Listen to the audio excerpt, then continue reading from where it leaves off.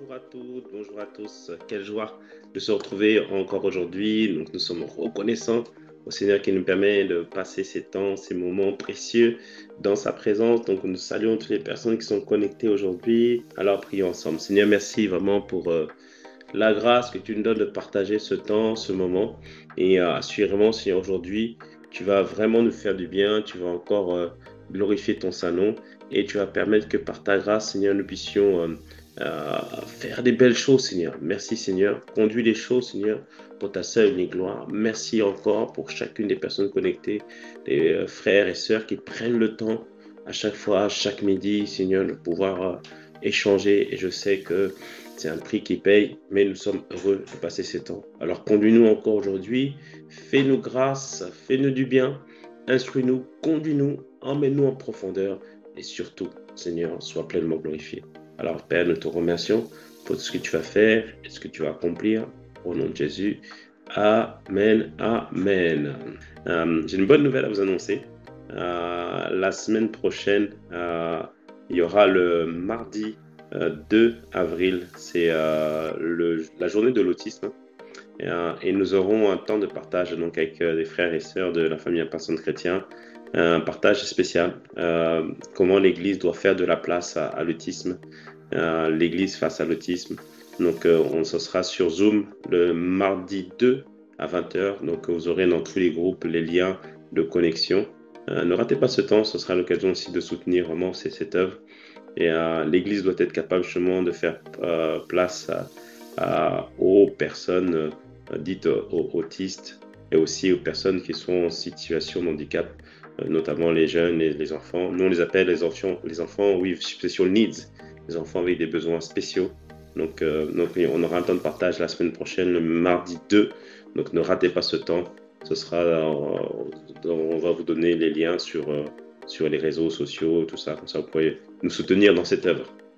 Et aujourd'hui, on va aborder un sujet ô combien important. On va parler comment reconnaître le loup, comment reconnaître les loups. Dites-moi un peu pour vous, qu'est-ce que c'est un loup? Qu'est-ce qu'on appelle un loup au sein de l'Église, bien sûr. Hein. Qu'est-ce qu'on appelle un loup? Donc, mettez un peu dans le chat, comme ça je vois. Un loup, c'est celui qui veut détourner une brebis. Ok. Les fidèles qui sont dans l'état de critique du fonctionnement de l'Église. Un voleur, quelqu'un qui trompe. Quelqu'un qui vient déguisé, qui porte un masque. Tout à fait. Quelqu'un qui adopte un comportement contraire à la parole. Celui qui vient pour mettre le désordre.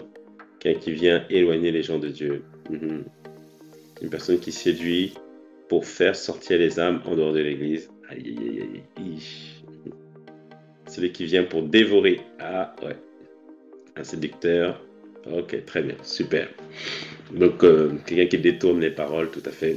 Ça va avoir ça. Un trompeur qui vient pour voler. Tout à fait.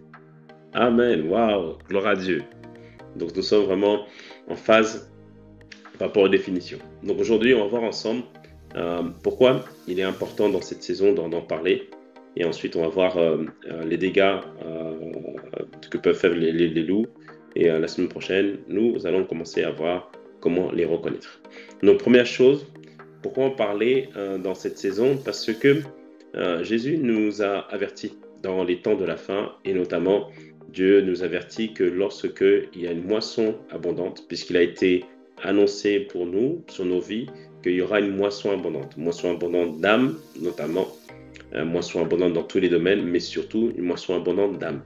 Et Jésus nous avertit que, en Matthieu 13, verset 30, il dit ceci, lorsqu'il donne cette parabole où il dit qu'il y avait un semeur qui sème du blé, et lorsque le blé a grandi, ils se sont aperçus qu'il y avait de l'ivraie. L'ivraie et le blé, ce sont des plantes qui se ressemblent d'aspect, mais qui n'ont pas du tout après par la suite les mêmes propriétés. Et en fait, les gens sont étonnés qu'il y ait l'ivraie en même temps que le blé. Ils demandent est-ce qu'il faut arracher l'ivraie, et Jésus dit non, Matthieu 13, verset 30, il dit laissez croître ensemble l'un et l'autre, le blé et l'ivraie, jusqu'à la moisson. Donc jusqu'à la moisson. Et à l'époque de la moisson, je dirais au moissonneur, arrachez d'abord l'ivraie et liez-la en gerbe pour la brûler, mais amasser le blé dans mon grenier. Donc il dit ici que c'est une image que Dieu donne par rapport à l'Église. Donc dans l'Église, en fait, il va avoir des personnes, le blé, ce sont les personnes qui ont reçu la bonne semence, qui ont grandi, qui avancent avec Dieu. L'ivraie, c'est assimilé aux personnes qui n'avancent pas avec le Seigneur. Et le Seigneur dit que ça va croître ensemble, mais il y a un temps qui s'appelle la moisson, où Dieu va séparer l'ivraie et le blé. Cela nous parle à la fois au moment où le Seigneur va venir chercher son Église, mais ça nous parle aussi dans cette saison où le Seigneur a dit qu'il y aura une grande moisson. Et dans cette saison, Dieu nous montre qu'il va exposer, il va révéler ceux qui sont de lui et ceux qui ne sont pas de lui. Et Jésus aussi, dans les temps de la fin, lorsque ses disciples lui ont demandé, mais finalement, quels seront les signes qui vont démontrer que les temps de la fin vont bientôt arriver, la première chose que Jésus leur a dit, c'est qu'ils doivent faire attention à ne point se laisser séduire. Matthieu 24, verset 4, il dit, Jésus leur répondit, prenez garde que personne ne vous séduise. La version Semeur dit, faites bien attention que personne ne vous induise en erreur. Matthieu 24, verset 4. Donc il dit, dans les signes de la fin, il faut faire attention, dans les temps de la fin, il faut faire très attention à ne pas se laisser séduire par quelqu'un. Ne pas se laisser séduire par un loup, on verra tout à l'heure. Donc nous comprenons donc que connaître les événements de la fin, c'est important. Ça nous permet de discerner que le temps du retour de Seigneur Jésus-Christ est proche. Mais il nous dit, faites attention, le plus grand danger dans les temps de la fin, c'est de ne point se laisser séduire. Et qu'est-ce que ça veut dire séduire? Parce que tout à l'heure, on a dit, c'est quoi un loup? D'autres on dit, c'est un séducteur. D'autres on dit que c'est quelqu'un qui vient déguisé. On va le voir tout à l'heure, on va voir en détail. Mais la première chose, c'est que Jésus nous parle de la séduction. Donc on veut d'abord comprendre c'est quoi la séduction. Et Wikipédia donne une définition de la séduction comme suit. Il dit que c'est un procédé qui suscite de l'admiration, voire l'amour, pour quelqu'un ou pour quelque chose. C'est-à-dire que lorsque quelqu'un séduit une personne, tu vas susciter de l'admiration, voire de l'amour vis-à-vis de la personne. Et dans le Wikipédia, ils disent aussi qu'il y a des bons côtés à la séduction. Ça permet à la personne de tomber amoureux, tout ça, etc. Il y a des côtés positifs et des côtés négatifs. Mais dans la parole de Dieu, la séduction, bien aimé, il n'y a que des aspects négatifs. Il n'y a pas d'aspect positif à la séduction. Alors, comment la Bible présente la séduction? C'est le fait de tromper. Tout à l'heure, certains l'ont dit. C'est le fait d'être contraire à la vérité. Donc, la séduction, elle consiste à tromper. Elle est donc contraire à la vérité. Donc, en conséquence, bien aimé, la séduction est dangereuse pour l'homme ou pour la femme, parce que la séduction est basée sur le mensonge et sur la tromperie. Et toute forme de séduction ne va conduire qu'à une seule chose, la désillusion. Amen. Et la première personne qui a été séduite, les premières personnes, c'est Adam et Ève, dans le jardin d'Éden. On le voit, Genèse 3, verset 1, la Bible nous dit ceci, que le serpent était le plus rusé de tous les animaux des champs que l'Éternel avait fait.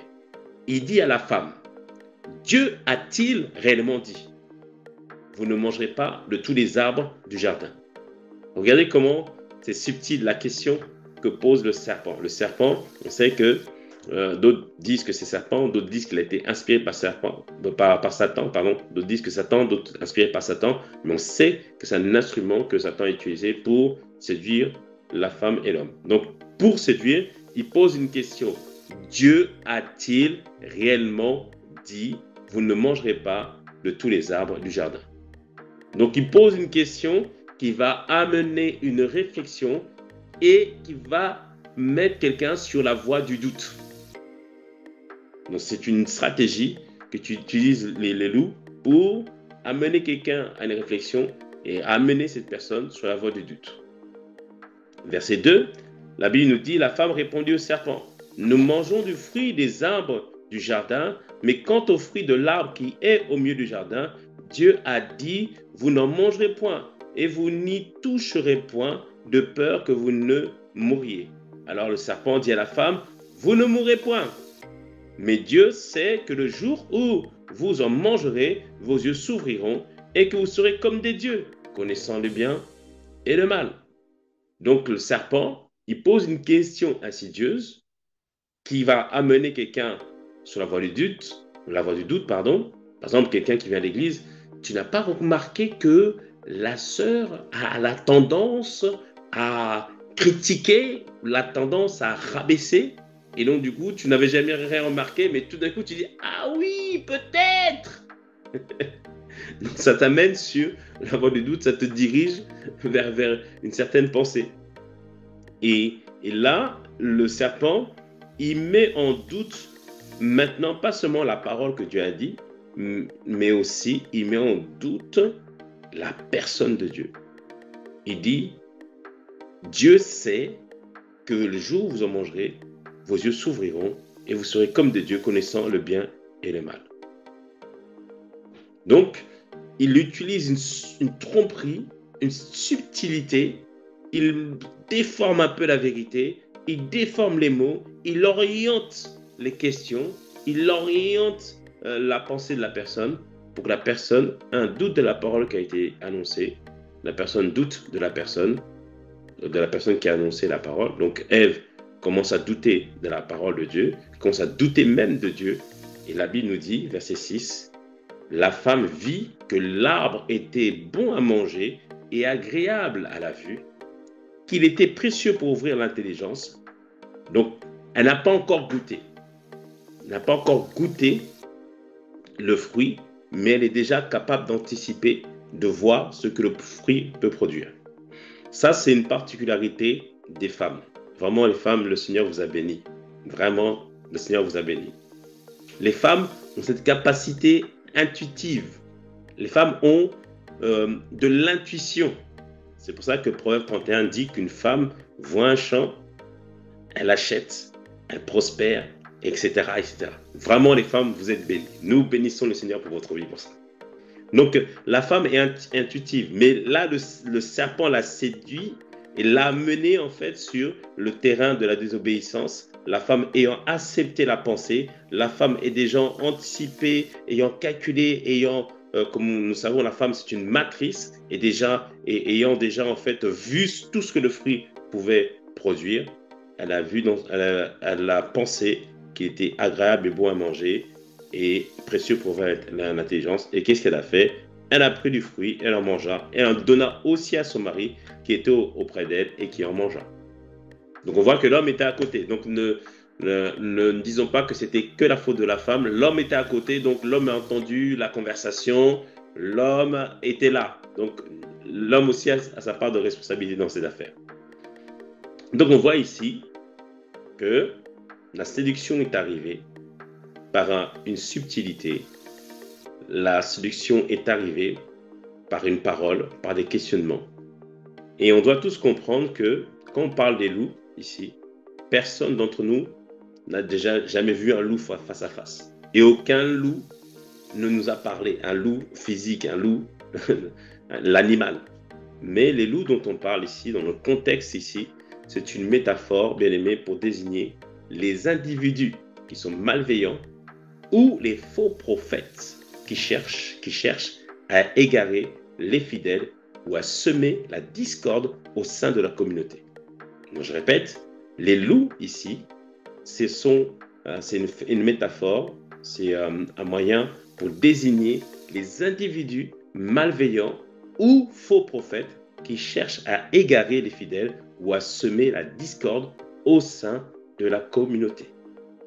Amen. Et le but de cette exhortation, c'est première chose, comme on l'a dit, comme plusieurs vous l'avez dit, le but du loup, c'est de t'éloigner de Dieu. Le but du loup, c'est de nous amener à pécher. Le but du loup, c'est de casser l'alliance que nous avons avec Dieu. Et c'est ce qui s'est passé avec Adam et Ève. Une fois qu'ils ont été séduits, au verset 8, la Bible nous dit ceci de Genèse 3. Alors ils entendirent, donc Adam et Ève, ils entendirent la voix de l'Éternel qui parcourait le jardin vers le soir. Et l'homme et la femme se cachèrent loin de la face de l'Éternel, au milieu des arbres du jardin. Mais l'Éternel Dieu appela l'homme et lui dit, « Où es-tu » Et il répondit, « j'ai entendu ta voix dans le désert et j'ai eu peur. Parce que je suis nu et je me suis caché. L'Éternel Dieu dit, qui t'a appris que tu es nu? Est-ce que tu as mangé de l'arbre dont je t'avais défendu de manger? Donc on voit ici que la séduction a emmené l'homme à désobéir à Dieu. La désobéissance a fait rentrer le péché. Et l'homme, au lieu de se voir tel que Dieu le voyait, maintenant l'homme, il a vu sa condition au travers de ses propres cinq sens et il s'est vu nu et non plus couvert par la gloire de Dieu. Donc, la séduction a provoqué un éloignement de Dieu. Adam, dès qu'il a entendu la voix de Dieu, il est parti se cacher. Et Adam, et aussi la séduction a mené aussi, au lieu d'être plus conscient de Dieu, maintenant ils sont plus conscients de leur nature humaine.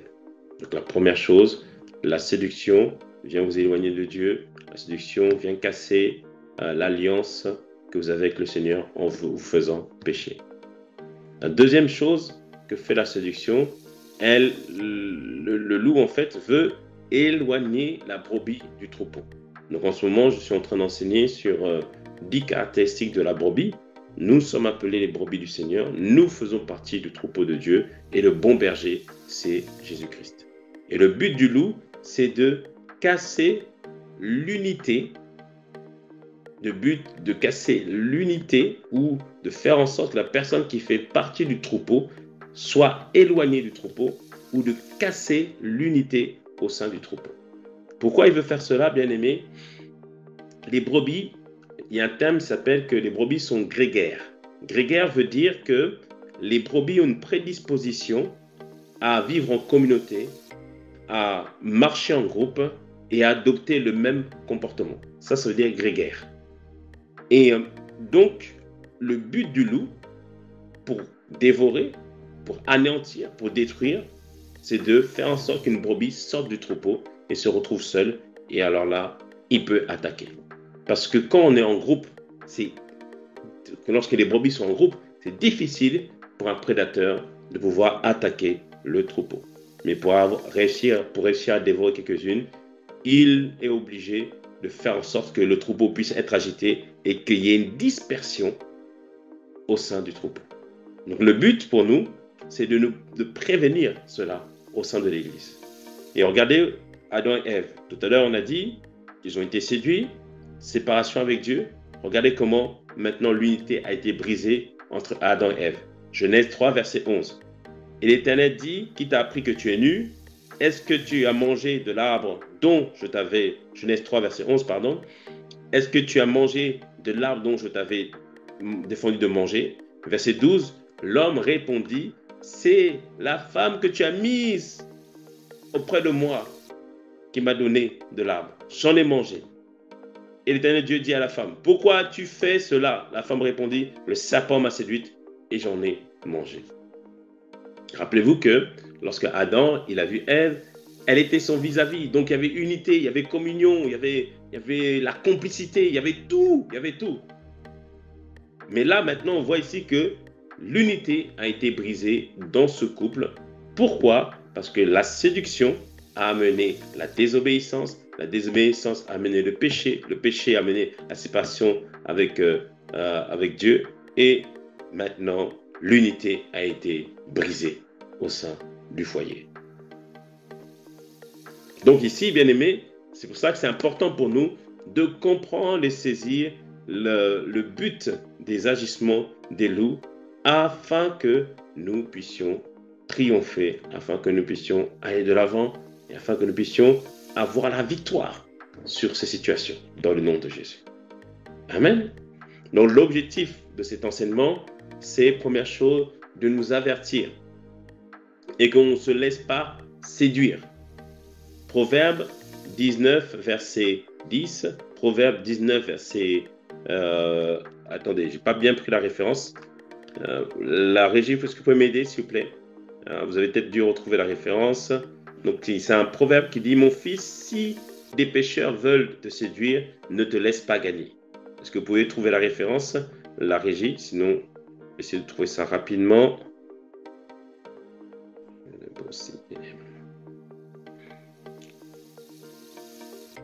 Merci. Proverbe 1, verset 10. Merci, parfait. Donc, Proverbe 1, verset 10, il dit ceci dans la version du second. Mon fils, si des pécheurs veulent te séduire, ne te laisse pas gagner.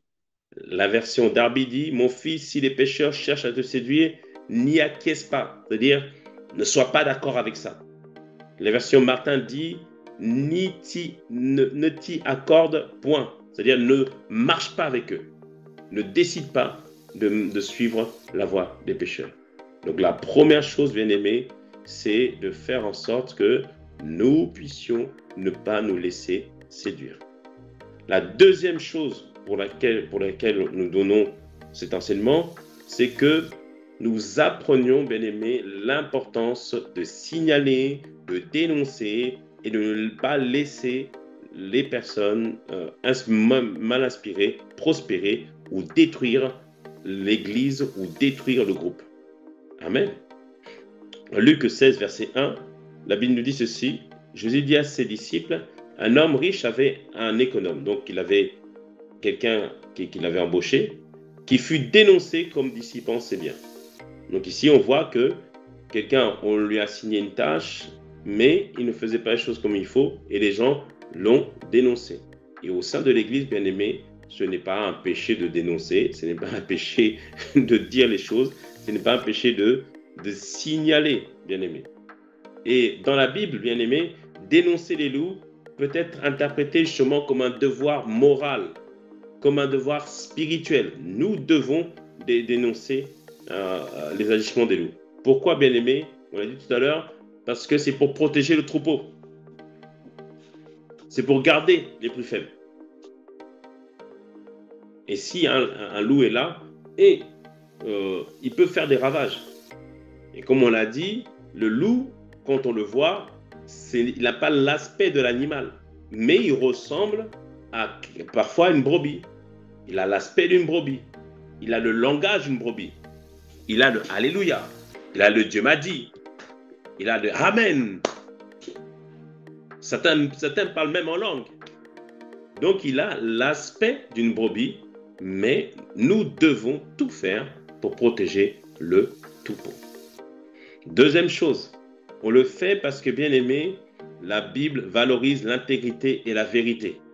Donc dénoncer les loups spirituels, c'est un acte de fidélité vis-à-vis de la parole de Dieu. Ce n'est pas que vis-à-vis de l'Église, c'est vis-à-vis aussi de Dieu. Afin que nous puissions faire en sorte que les choses puissent avancer. Et des fois, parfois, dénoncer, ça peut te rendre impopulaire peut-être. Mais le but, c'est de préserver l'unité et de préserver l'intégrité de ce que Dieu dit et de ce que la parole de Dieu nous dit.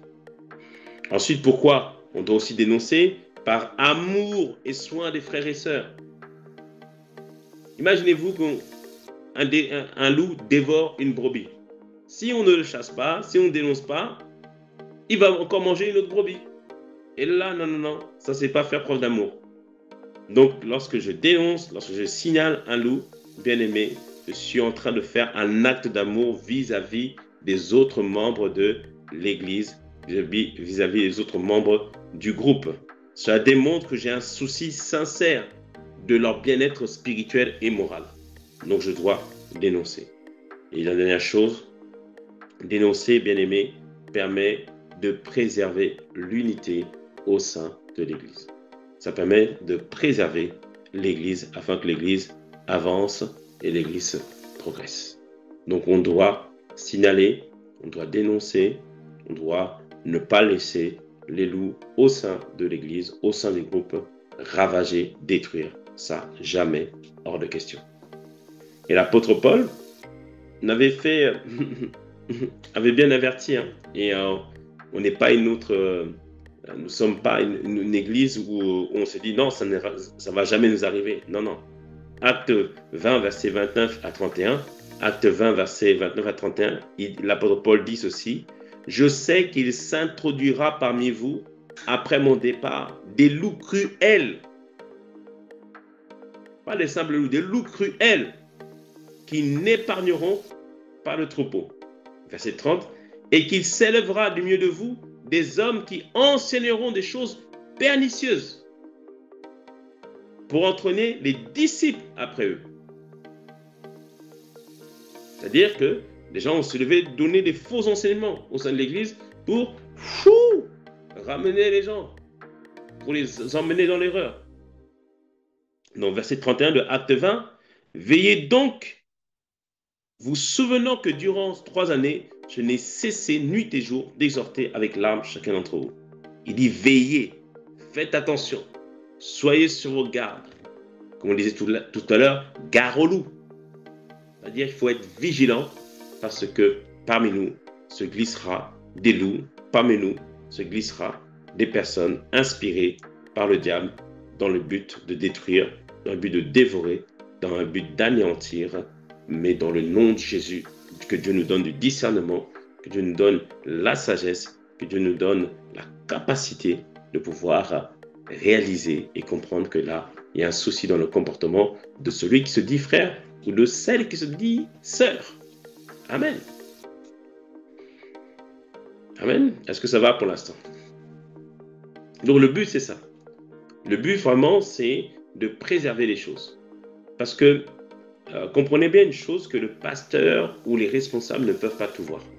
La Bible nous dit que lorsqu'il y avait cette femme sunamite qui avait eu son enfant, Élisée lui avait dit qu'elle allait avoir un enfant, elle a eu un enfant.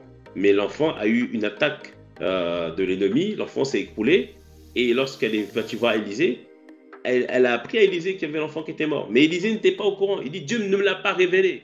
Donc Dieu ne révèle pas tout aux serviteurs de Dieu. Et c'est pour ça qu'il fait de nous une famille spirituelle afin de préserver et de garder et d'être le gardien de nos frères et de nos sœurs et les gardiens de l'unité au sein de l'Église. Amen. Donc ne soyons pas naïfs, il y aura des loups qui vont s'introduire, mais Dieu nous donne dans cette saison de recevoir les enseignements qu'il faut afin que nous puissions comprendre. Comme j'ai dit tout à l'heure, lorsqu'un loup vient dans une bergerie, ou lorsqu'il vient vers une brebis, il ne dévoile pas sa nature au départ. Il ne dévoile pas ses intentions, mais il se déguise. Mais Dieu nous avertit, gardez-vous des loups, gardez-vous des faux prophètes. Et dans cette saison, il faut faire très attention, parce que n'importe qui peut devenir un faux prophète. Dès qu'on dit, Dieu m'a dit, j'ai reçu que, voici ce que j'ai reçu dans la prière, tu te places comme un prophète. Tu parles de la part de Dieu. Donc si la prophétie est fausse, tu es un faux prophète. Et tu peux amener quelqu'un dans la perdition à cause de ce que tu es en train de dire. Donc le conseil que je te donne, dis plutôt j'ai eu à cœur de. Voici la suggestion que j'ai, afin de ne pas dire n'importe quoi et afin de ne pas impliquer Dieu dans ce que tu dis, alors que des fois tu es en train de dire une hérésie et tu es en train de dire un mensonge. Et faites très attention, là je ne sais pas pourquoi le Seigneur en parle là tout de suite, mais faites très attention aux personnes qui reçoivent des choses et qui ne font jamais, ils ne parlent jamais de ce qu'ils reçoivent auprès de l'autorité. Nous tous, on peut être des faux prophètes. Des fois, on peut se tromper. Des fois, ça peut être la chair qui est inspirée. La Bible nous dit que lorsque Pierre, dans Matthieu 16, il a dit « Tu es le Christ », il dit « Ce n'est pas la chair et le sang qui t'a révélé cela, mais c'est le Père qui est dans les cieux. » Donc la chair et le sang peuvent révéler des choses. C'est-à-dire que je peux croire que ça vient de Dieu, mais ça vient de ma chair. Et le moyen de savoir que ça ne vient pas de Dieu, il faut en référer à quelqu'un de plus mature pour dire attention, ce que tu as reçu, ce n'est pas tout à fait juste. Mais les gens qui ne réfèrent à aucune personne, à aucune autorité, qui vont dire oh j'ai reçu ça, oh tiens j'ai reçu ça pour toi. C'est pas normal les amis, ça non, non. Toute prophétie doit être examinée, toute parole doit être examinée. Ça je dis non. Une personne qui a aucune autorité, personne qui s'occupe de lui, personne qui est au-dessus de lui, il répond à aucune personne, ça je dis non. Ça non. Parce que si la prophétie vient de Dieu, mais Dieu confirmera. Donc faites très attention. Donc on va en parler au fur et à mesure, le Seigneur va nous conduire pas à pas, mais faites très attention. Il dit, méfiez-vous des loups, méfiez-vous des faux prophètes. Et encore une fois, n'importe qui peut devenir faux prophète. Il n'a pas besoin d'avoir le titre de prophète ou de prophétesse. Il n'a pas besoin d'avoir l'habit de prophète, prophétesse. Faites très attention. Faites très attention. Et j'avertis quelqu'un aujourd'hui, si tu dis des prophéties dans le but d'égarer les brebis que le Seigneur a confiées à cette église, gare à toi. Donc, bien aimés, soyons très vigilants. Très vigilants dans cette saison. Donc, la première chose que le loup fait, c'est de t'amener à pécher. Comme on l'a vu dans le passage avec Adam et Ève, son but à lui, c'était d'amener la désobéissance. Dieu avait dit une instruction, Dieu avait dit une parole, et le serpent, en posant une question de manière subtile, a amené Ève à douter, à réfléchir sur la parole, à douter de la parole, et il l'a enchéri, il a orienté la pensée de Ève pour arriver au final à se dire, bah non, c'est pas que... En fait, dans la chose, c'est que elle n'a pas remis en question la parole, mais son désir de goûter le fruit a été plus grand que la parole de Dieu. C'est là où elle a été séduite. Elle s'est dit dans son cœur, mais non, finalement, c'est pas si grave. Rappelez-vous l'enseignement sur l'obéissance. Le Seigneur nous a enseigné au travers de l'apôtre Ivan que le diable nous fait croire que c'est pas si grave. Mais si c'est grave, nous sommes dans la désobéissance. Et des fois, on avait des personnes qui nous amènent, enfin, on a une personne, quelqu'un avec quelqu'un qui l'amène à pécher, et on se dit non, c'est pas grave, c'est comme quelqu'un de bien. Non, ma soeur, si t'a mené à pécher, ce n'est pas quelqu'un de bien, c'est un loup. Si la soeur t'a mené à pécher, ce n'est pas quelqu'un de bien, c'est une louve. Amen. Toute personne qui t'amène à pécher, c'est un loup. C'est un loup. Et tu dois faire attention, tu dois t'éloigner de cette personne, tu dois reprendre cette personne. Ève va lui dire stop, stop. Non, Dieu a dit ça, je m'arrête là. Je ne continue pas à l'écouter. Parce qu'à force de parole, à force de persuasion, vous savez, on peut être amené à être séduit. Des fois, dans certains dessins animés à l'époque, là, on voyait que quand il y avait un serpent, le serpent, il faisait tourner ses yeux et les gens étaient hypnotisés et après, ils n'arrivaient plus à réfléchir. C'est pareil, bien-aimé. Lorsqu'un loup commence à te parler et que tu sais que là où le chemin qui t'emmène, c'est un chemin tendancieux, un chemin compliqué, ne continue pas à l'écouter. Le psaume 1 nous dit que le juste ne s'assoit pas auprès des pécheurs. Non, quand c'est comme ça, tu dis non, ce n'est pas ça. Ce n'est pas comme ça. Et tout à l'heure, j'écoutais un partage de EMCI et Pasteur Atom s'est dit une chose, c'est si Dieu l'a écrit dans sa parole, pourquoi veux-tu que Dieu le dise encore? Donc si Dieu l'a écrit dans sa parole, pourquoi veux-tu que Dieu le dise encore? C'est-à-dire qu'il y a des choses qui sont écrites dans la parole de Dieu. Le séducteur, le loup va te dire, mais non, c'est pas tout à fait comme ça, c'est pas tout à fait ça. Mais Dieu l'a dit, c'est écrit, c'est écrit. It is written, donc c'est écrit, donc il faut obéir. Il n'y a même pas photo. En fait, Dieu l'a dit, donc il faut obéir. Amen. Le loup va toujours t'amener à pécher. Le loup va vouloir déformer les choses pour t'amener à pécher. Et c'est là, bien-aimé, que l'enseignement sur la méditation de la parole est extrêmement important pour que toi, tu puisses connaître toi-même les principes spirituels et que tu puisses tout par toi-même comprendre ce que la Bible dit afin d'avancer et afin de progresser par la grâce de Dieu. Donc, toute personne qui va t'amener à pécher, c'est un loup. Ne dis pas, c'est pas grave. Oh, quelqu'un d'autre va le dénoncer. Quelqu'un d'autre va le signaler. Non, toi-même, tu as vu qui l'engraine, qui t'emmène sur mauvaise voie. Dis-le. Va dénoncer auprès des responsables. Amen. Afin que nous puissions discuter avec la personne, le ramener sur le bon chemin Ou dès que toi tu mets un stop, il va réaliser que non, ici, ce n'est pas une église où on blague. Il va comprendre que tu n'es pas une personne avec qui on blague et il va se calmer.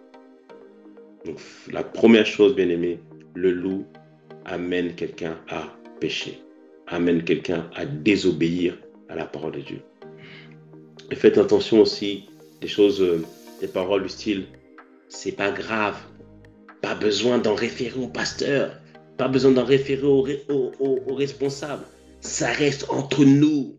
Tu sais, ça reste entre nous. Faites attention. Tout ce qu'on fait avec Dieu, ça doit être fait dans la lumière. Tout ce qui amène les ténèbres, bien aimé, ça emmène quelqu'un sur un très mauvais chemin. Donc, première chose, le loup amène quelqu'un à pécher. Le loup emmène quelqu'un sur un chemin tendancieux. Le loup amène quelqu'un sur un chemin compliqué. C'est pour ça qu'il faut que tu sois intransigeante, ma fille. Ma soeur, tu dois être intransigeante. Amen. Quand il te dit fais bisous, non, sois intransigeante. Je crois que je parle à quelqu'un aujourd'hui. Je crois que je parle à quelqu'un. Sois intransigeante. Non, non, non, non. Ne te laisse pas dévorer. Ne te laisse pas dévorer.